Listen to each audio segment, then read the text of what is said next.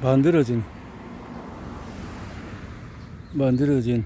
우주에 대한 책을 코스모스 밭에서 읽어봅니다. 아폴로 11호는 달에 도달한 최초의 우주선이다. 닐 아름스트롱과 버즈 알드린 1969년 7월 20일에 달 표면에 처음으로 발을 내딛었다. 당시 달에는 이들뿐만 아니었다. 또 하나의 우주선이 고요의 바다에서 기다리고 있었다. 달의 지평선 넘어 하루 정도 떨어진 곳에서 무언가 남겨져 있었다. 미국은 아폴로 11호 미션에 앞서서 7번의 로봇 미션을 달 표면으로 보냈다.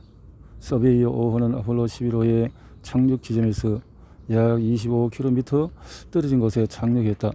서베이어는 5호의 달 탐사정은 짧은 작동기간 동안에 19,000개의 사진과 달의 중요한 정보들을 전송해왔다. 그러나 이 탐사정 역시 혼자는 아니었다. 또 하나의 우주선이 고요의 바다에 기다리고 있었다. 달이 지평선 넘어 하루 정도 다른 시기에 보내진 우주선이 존재했던 것이다.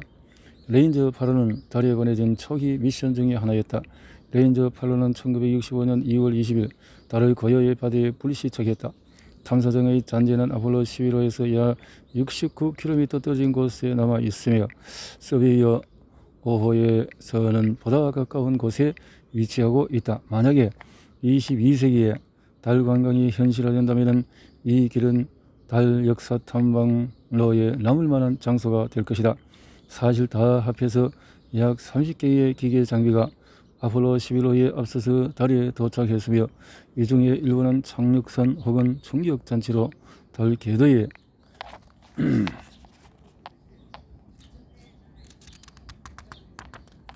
보내졌다가 미션 종료 후에 표면에 추락한 경우도 있다.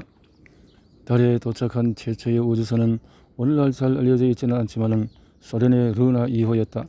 루나 2호는 1959년 9월 13일 캐리어 로켓이 달에 떨어지고 30분 정도 후에 달 표면에 불시착했다. 이것 또한 생각해보면 놀라운 일이다. 아폴로 11호가 달에 가기 10여 년 전에 이미 인공물이 달에 도달했다는 것이다. 부수적으로 이 글을 작성했을 때의 기준으로 달 표면에 쌓인 인공물들의 무게를 합하면 약 190톤에 달한다. 엄청난 것처럼 느껴지지만 사실 지구 궤도로 돌고 있는 인공물의 무게에 비하면 아무것도 아니다. 국제우주정거장 하나만 해도 450톤에 달하기 때문이다. 자, 한 톤, 1톤은 트럭에, 1톤 차 트럭에 그것이 450개라는 거죠. 인류가 달에 처음 한 말은 한 인간의 작은 걸음이다. 브루투스 넘어져 나는 꿈이 있습니다. 유명한 명언 중에서 약 25만 마일 정도 떨어져 있는 곳에서 시작된 명언도 있다. 인간의 역사상 그 어느 것도 달에 처음 발을 디딘 순간과 비교하기는 어려울 것이다. 인류가 계속해서 존재하는 한 닐 암스트롱의 이름과 그의 첫마디는 두고두고 사람들의 입에 오르내릴 것이다. 그런데 안타깝게도 그는 말 실수를 보냈다. 한 인간의 작은 걸음, 인류의 거대한 도약. 그는 아마도 이렇게 말하고자 했을 것이다. 그러나 암스트롱은 실수로 한 인류의 작은 걸음, 인류의 거대한 도약이라고 말해버렸다. 그는 어맨 대신에 맨이라고 말하면서 동의어를 반복한 셈이었다.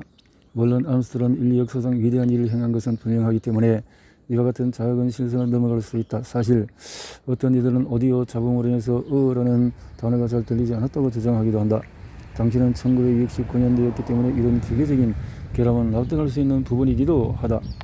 당시에 달에서부터 실시간으로 음성을 전송한 것은 최첨단 기술이었다. 또한 암스트롱 본인도 맨과 어맨 중에서 어느 언어를 말했는지 기억하지 못한다고 했다.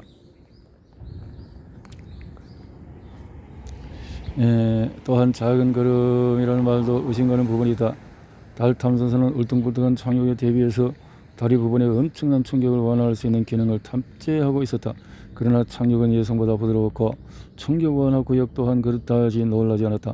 이로 인해서 착륙선의 사다리는 지면에 도달하지 못했기 때문에 암스트롱이 말한 작은 걸음은 생각보다 긴 걸음이었다. 마지막으로 암스트롱의 유명한 문장은 그가 첫걸음을 내디디면서 한 말은 맞지만은 달 표면에서 전한 첫 번째 말은 아니었다. 사실 달 표면에서 첫 번째 말은 버즈 알드린이 전했다. 그가 낯선 기회에서 처음으로 전한 말은 짧게 가볍게 착지했다 였다. 또 하나의 유명한 문장에 대해 말해보자면 70년 4월 아폴로 13호에서 말한 휴스턴 문제가 발생했다가 있다. 이 문장은 영화 아폴로 13에서 짐 로벨 역할을 맡은 배우 톰 행크스의 대사로 유명해졌다. 이 대사는 이후에 널리 알려지면서 자동차의 연료가 소진되거나 갓난아이가 공공장소에서 여론을 피울 때도 종종 사용되는 등 각종 패러디에 등장하기도 했다. 그러나 실제 짐 로벨의 말은 조금 달랐다. 그는 휴스턴 문제가 발생했다라고 말했다.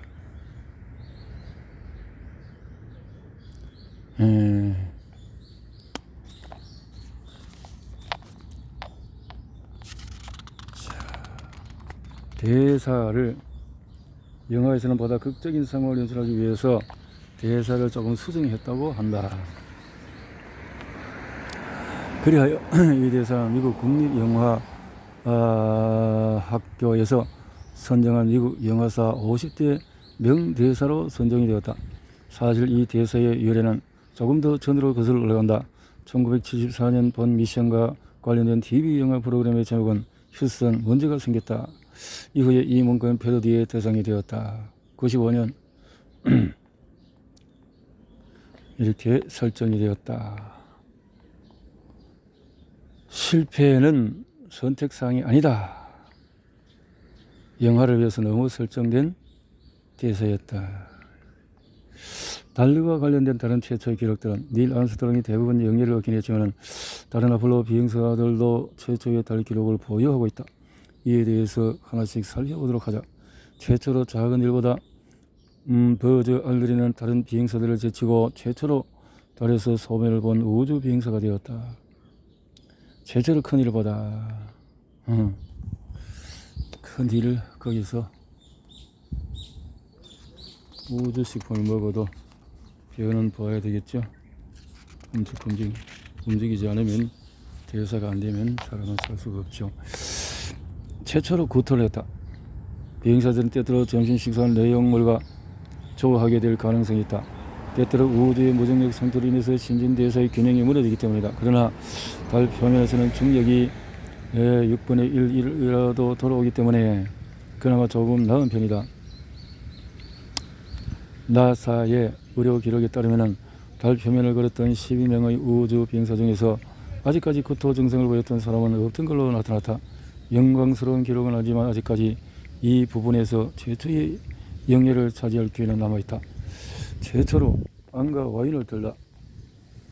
버즈 알드린은 최초로 달 표면에서 빵과 와인을 든 사람으로 기록이 되었다. 이글호가 달 표면에 무사히 착륙하자 알드린은 지구로 신호를 보내서 관제탑에 있던 사람들에게 역사적인 순간을 기념할 것을 제의하며 와인 한 잔과 성당에서 먹는 영체를 들었다. 훗날 그는 나는 내가 다니는 교회에서 가져온 성외의 와인을 따랐다. 와인은 달의 6분의 1 중력 아래 천천히 그리고 우아하게 잔을 채웠다. 달에서 처음으로 먹은 음식과 술이 종교적인 의미를 갖는 것은 흥미로운 일이었다. 여담으로 알란 비는 최초로 달에서 스파게티를 먹은 사람이 되었다. 그는 경매에 올린 노트의 기록에 따르면 나는 스파게티를 정말 좋아하는 사람이다 보니 달에서 최초로 스파게티를 먹은 사람이 되고 싶었다.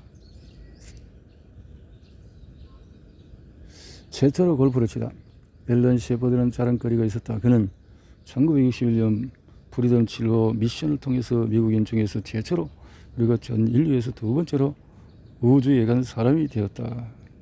최초로 음악을 틀다. 아마 예상할 수 있겠지만 프랑크 시나트라의 달 표면에서 재생된 최초의 노래이다. Fly me to the moon.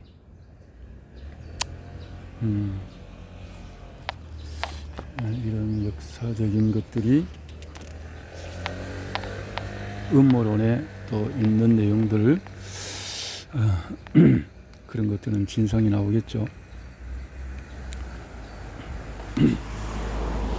최초의 과학자 아폴로 17호에 탑승했던 해리슨 슈미트는 과학 전문 분야를 가진 처음이자 유일한 아폴로 우주 비행사였다. 그는 지질학자로서 연구 목적이 특이한 암석을 분별하는 일을 맡았으며 몇 가지 주요 샘플을 찾는 데 이바지했다. 또한 1972년 12월 11월 1일 기점으로 달 표면에 내린 마지막 지구인이 되었다. 최초의 자동차. 아폴로 우주 비행사들이 월면차를 타고 떠다니는 사진이 우리에게 친숙하긴 하지만 사실 미국은 이 부분에서 최초가 아니다. 소련이 발사한 로봇 달 표면에서 최초로 운전한 사람은 데이빗 스콧과 제임스 어윈으로 1971년 8월에 성공했다. 최초의 동굴.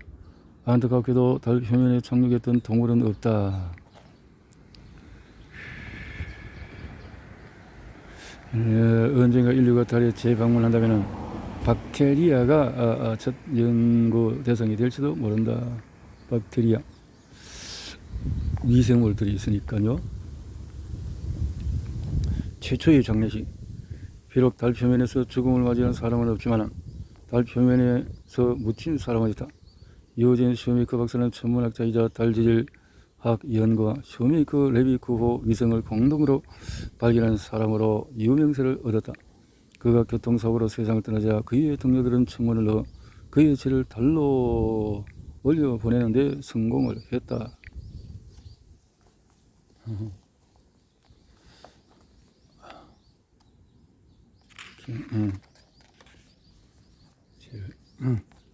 달의 암석 표면 전구는 아폴로 미션에서 가지고 온 것이다. 미션. 달의 암석 표면은 매우 값어치가 높다. 6번의 달 착륙. 아폴로 미션에서는 3분의 1톤에 달하는 달 암석 표면을 지구로 가지고 왔다. 이 중에 대부분은 미국 정부 시설에 보관되어 대중들에게 공개되지 않고 있다. 극히 일부는 1970년에 각국에 선물로 나눠주기도 했다. 이 샘플들은 달 먼지만큼이나 귀한 것이며 도둑들의 주요 목표물이 되었다. 그리하여 선물로 나눠진 달의 샘플 중에서 3분의 2는 행적을 알 수 없으며 도난당한 것으로 보인다. 아폴로 미션은 달 표면에 인간이 체류한 유일한 미션들이다.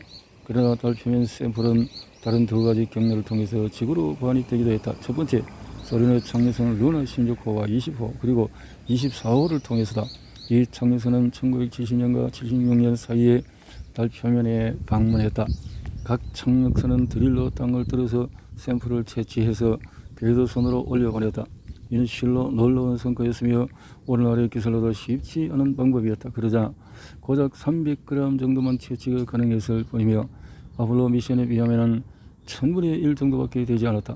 또 다른 방법의 연구에는 달의 암석 표면이 지구에 도달하는 데까지 어떤 사람의 역할도 없었다.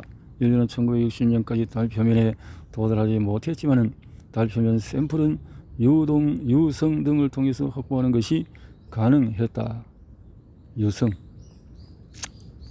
통해서 운석을 통해서 이렇게 충격의 파편을 통해서 이런 표본들이 쓰이려면 발견되고 검증이 되어야만 한다. 지구의 표면이 암석으로 가득하긴 하지만 전문가의 눈으로 보면 식별이 가능하다. 운석이 대기를 빠른 속도로 통과하게 되면 융해의 지각이라고 불리는 흔적이 표면에 남게 된다. 운석을 발견하기 위해 최적의 장소는 남극으로 어두운 돌들이 하얀 배경과 대비되어 구별이 쉽기 때문이다. 이 운석들을 수집하면 화학 반응과 스펙트럼 분석 등을 통해서 일반 적은 운석 보통 소형성에서부터 유래되는 비교 분석하는 작업을 한다. 여태까지 약 325개의 달 운석들이 수집된 것으로 알려져 있으며 아쉽게도 이 중에 대부분은 같은 암석의 파편들이다. 암석들은 아마도 달의 같은 부분에서 왔을 가능성이 높다. 이 중에 일부는 달의 반대편에서 왔을 가능성도 있으나 이를 구분할 방법이 없다. 표본은 약 177kg이 된다. 그러나 이것도 달 전체에 비하면 극히 일부에 지나지 않는다. 그렇게 했군요. 달 착륙이 사실이 아니었으면 증거도 다분하다고? 인간은 달에 6번 착지를 했다. 이런 역사상 가장 위대한 업적 중에서 하나다. 그 누구도 달 착륙이 인류사에서 중대한 업적이 아니었다라고 주장하기는 어려울 것이다. 그런데 간혹 스탠리 쿠브릭은 음모론에 등장한다. 음모론자에 따르면 달 착륙 영상에 어떤 음모가 있을 것이다 라고 한 거죠.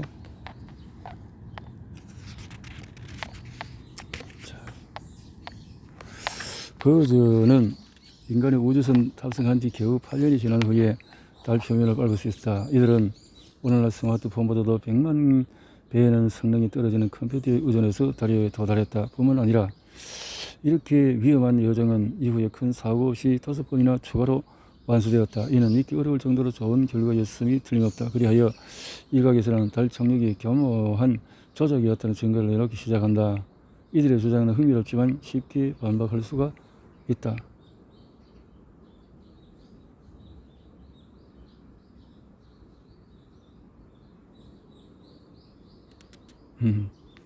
달 표면에 꽂은 미국 국기가 불러긴다. 그러나 달에는 바람이 불 수 없다. 그렇기 때문에 이것은 연출되었다.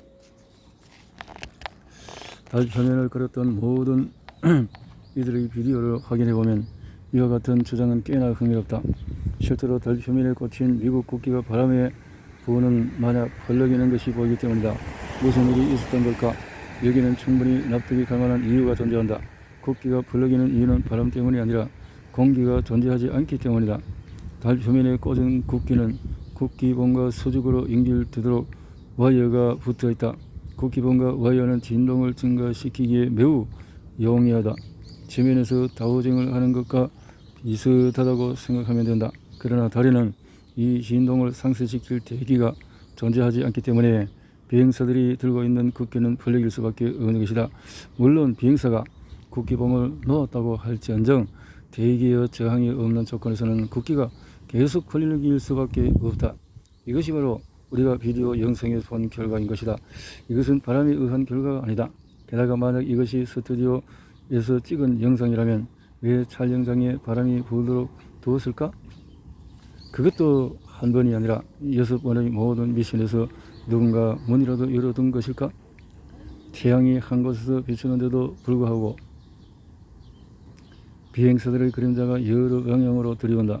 또한 그림자 지역에 서 있는 비행사들이 너무 밝게 보인다. 이것은 분명 스튜디오 내 조명 때문일 것이다. 여러분은 여러 장의 아폴로 사진에서 이 같은 점을 발견할 수 있다. 우주 비행사와 장비 그리고 암석 등에 들이온 그림자는 종종 서로 다른 방향으로 드리워져 있음을 알 수가 있다.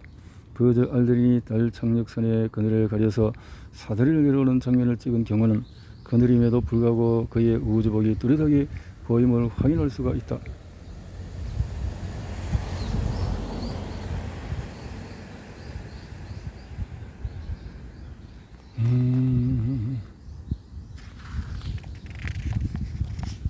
달의 표면은 울퉁불퉁한 패인 곳이 많으며 작은 언덕과 디보트 등도 많다. 이런 굴곡들로 인해서 그림자의 착시 현상이 일어나며 때로는 짧거나 길게 보일 수도 있다. 그러므로 하나의 그림자가 옆의 그림자와는 다른 각도로 보이는 것은 사실 자연스러운 현상이다. 이와 같은 현상은 지구에서도 몇 개의 늘 번지와 핀 조명 등으로 쉽게 재구성할 수 있다. 물론 태양이 유일한 강원임은 사실이지만 태양빛이 밝게 빛나는 현상은 반사를 통해서 더 부각된다. 지구에서는 보름달이 밝게 빛나는 현상을 통해서 확인할 수가 있다. 만약 여러분의 위치를 바꿔서 달 표면에서 지구로 온다면 반사작용이 더 크게 나타날 것이다. 뿐만 아니라 달 탐사선의 외부는 반사가 잘 되는 물질로 만들어지기 때문에 하얀색 우주복을 입은 우주조종사조차도 태양빛이 반사로 인해서 밝게 보일 수가 있다. 이와 같은 현상은 컴퓨터 모델링을 통해서 실증되기도 했다. 별들은 다들 어디로 갔나? 달 표면에서 찍은 사진에는 별들의 모습을 찾아볼 수가 없다. 나사는 필름에서 찍은 환경을 재구성하는 것이 거의 불가능하다고 판단했고 따라서 이에 대한 증거를 마련하지 못했다. 모든 아폴로 착륙 미션에는 태양빛이 있었다. 다시 말해서 12명의 비행사들이 달 표면을 거닐 동안에 하늘의 태양이 사라진 적이 없다. 이렇게 지속적으로 태양이 빛나고 지면으로부터 반사광이 생기게 되면 아마도 별빛을 찾아보는 것은 어려울 것이다. 또한 카메라는 우주 비행사들이 태양빛으로 빛나는 지역을 돌아다니는 것을 촬영했다. 이 경우에 셔터 속도가 매우 빨라야 한다. 그러나 멀리서 빛나는 별빛을 잡아내려면 훨씬 오랜 시간의 노출이 필요하다. 아마도 여러분이 지구에서 직접 별을 촬영한다면 쉽게 경험할 수 있을 것이다. 그러나 이렇게 천천히 사진을 찍는다면 아마도 우주 비행사들이 제대로 잡히지 않았을 것이다. 우주 비행사들은 먼 우주 방사선 노출로 인해 탈거했을 것이다. 방사선은 먼 우주 탐사를 반대하는 가장 큰 이유 중에 하나다. 지구의 대기와 자기장은 태양풍과 우주선 및 다른 방사선에서 오는 에너지의 대부분을 경감시킨다. 여러분이 이 보호막에서 멀리 벗어나게 될 경우에는 금방 타버릴 수 있다. 우주 방사선은 실질적이고 고민의 대상이다.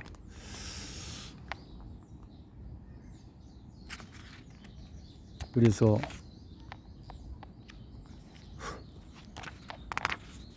그렇지 않을 경우에 우주 비행사들이 건강에 심각한 문제를 초래할 수가 있다. 벤 앨런제는 도넛 형태로 지구의 자기장에 들 수 있는 에너지 입자들을 의미한다. 누구도 벤 앨런제에 노출되면 신체에 어떤 영향이 미치는지에 대해서는 확신할 수가 없었다. 다만 이 지역을 빠르게 통과하면 영구적인 손상은 입지 않을 것이라는 가설이 가장 신빙성이 있었다. 그리고 이러한 가설은 검증이 되었다. 아폴로 비행사들은 벤 앨런제를 몇 시간 만에 통과한 결과 병원에서 X선을 촬영했을 때 소전의 방사선에만 노출되는 데 성공했다. 우주 비행사들 중에서 누구도 특별한 병적 증세를 보이지 않았다. 음모론자들이 짚어낸 벤 앨런제의 위험성은 사실이지만 이 지역의 오랜 시간 머물러야 나타나는 현상이다. 달 탐사선 아래의 분화구의 모습이 보이지 않는다. 분명히 역초진 로켓으로 인해서 달 표면의 분화구가 생겼을 것인데 말이다. 또한 비행사들이 달 표면에서 이륙할 때 엔진에서 불꽃이 보이지 않는다.